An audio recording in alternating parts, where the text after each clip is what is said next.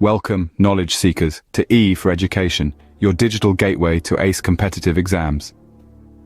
Today, we delve into the intricate web of economics, focusing on the pulsating economy of Pakistan, a critical subject for the newly announced KPPSC's Provincial Planning Services exams. In this Perikla series, we'll discuss the crucial concepts of economics and their applications in an economy. So gear up for this enlightening journey. Remember, knowledge multiplies when shared. So like this video, subscribe to our channel and hit that bell icon. Stay updated, stay ahead.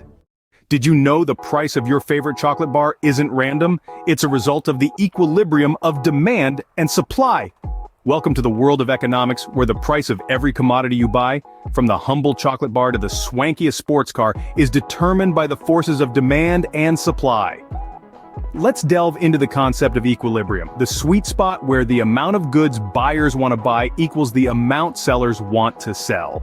Imagine a bustling marketplace. You're there to buy a chocolate bar. Now, if the price of the chocolate bar is high, you might think twice before buying it.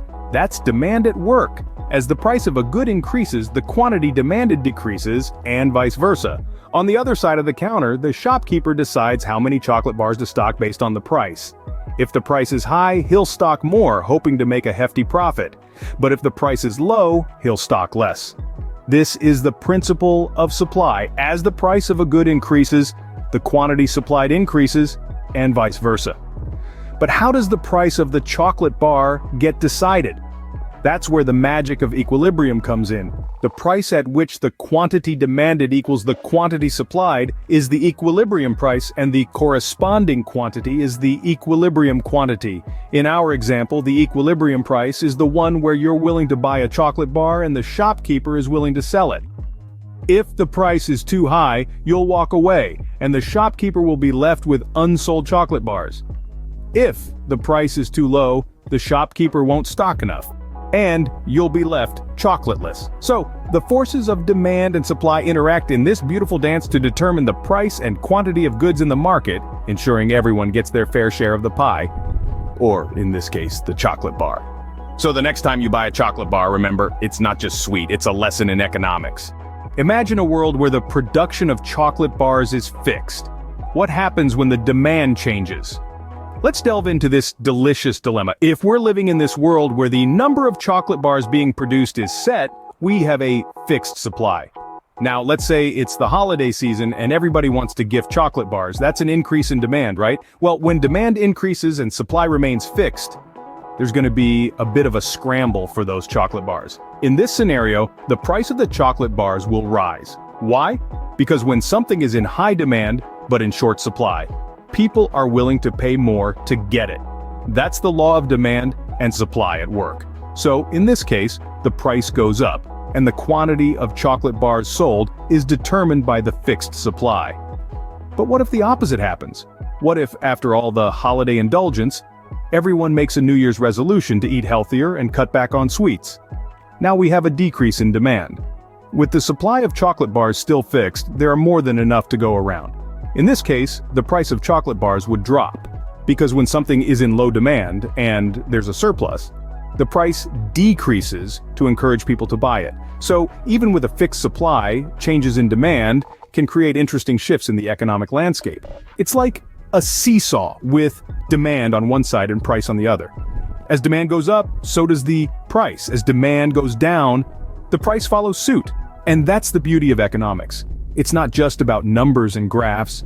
It's about understanding how our choices, like buying a chocolate bar, can affect the bigger picture. So whether it's Christmas or a New Year's resolution to eat healthier, changes in demand can lead to some sweet and bitter experiences. Now let's flip the script. What if the craving for chocolate bars is steady, but the supply changes? Imagine a world where the demand for chocolate bars is unwavering. Rain or shine, summer or winter, the hunger for chocolate remains the same. But what happens when the supply of chocolate bars changes? Let's say there's a sudden cocoa shortage. The cacao trees have been hit by a disease, and the cocoa yield drops dramatically. With less cocoa available, chocolate manufacturers can't produce as many chocolate bars as before. The supply of chocolate bars decreases. But remember, our demand is fixed. The result? The price of chocolate bars shoots up. With fewer bars on the shelves, each one becomes more valuable. You may find yourself forking out more money for your chocolate fix. On the other hand, what if there's a boom in the chocolate industry? A new, innovative company has found a way to produce chocolate bars more efficiently. They manage to churn out chocolate bars at a record pace, flooding the market with their sweet treats. The supply of chocolate bars increases, but again, our demand is unwavering. What's the outcome? The price of chocolate bars plummets. With so many bars available, each one is less valuable. Your beloved chocolate treat is now a bargain. So, you see, when demand is fixed, changes in supply have a significant impact on the price and quantity of goods. A decrease in supply leads to an increase in price and a decrease in quantity. Conversely, an increase in supply leads to a decrease in price and an increase in quantity. So, whether it's a cocoa crisis or a chocolate boom, changes in supply can make your chocolate bar a luxury or a bargain. Life isn't always fixed, is it? Sometimes both the demand and supply for chocolate bars can change. First, let's imagine a scenario where both demand and supply increase.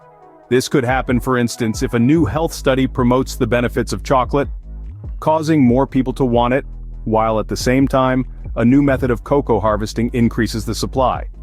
So, what happens then? Well, the increase in demand pushes the price up, but the increase in supply pulls the price down. If the increase in demand equals the increase in supply, the price remains stable, but the quantity of chocolate sold increases. Now, let's say the increase in demand is less than the increase in supply. The surge in supply outpaces the rise in demand, leading to a decrease in the price of chocolate, but an increase in the quantity sold.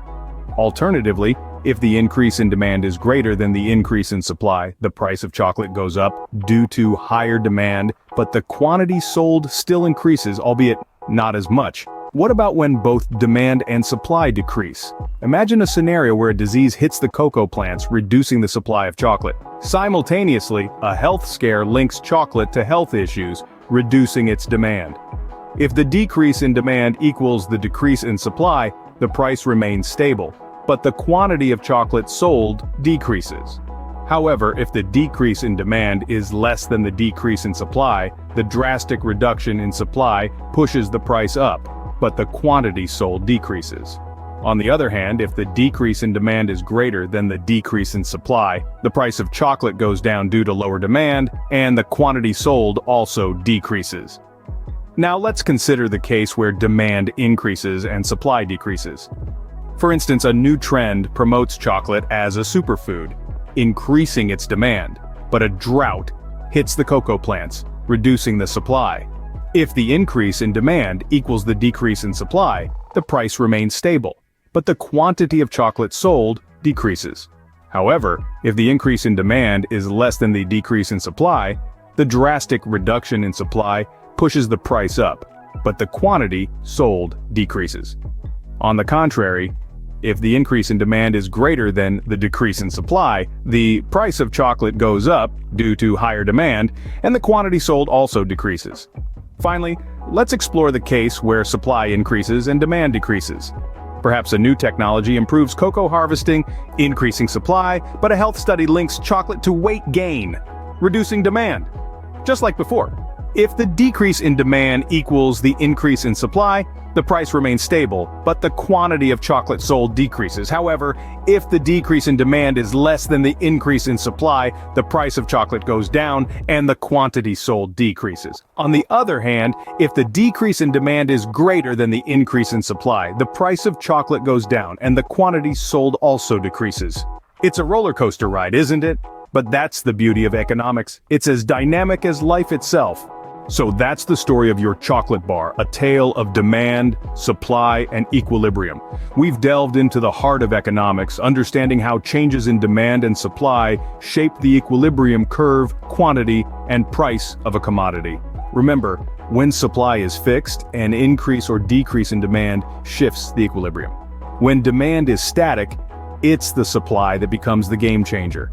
And when both demand and supply change, the interplay gets even more intriguing.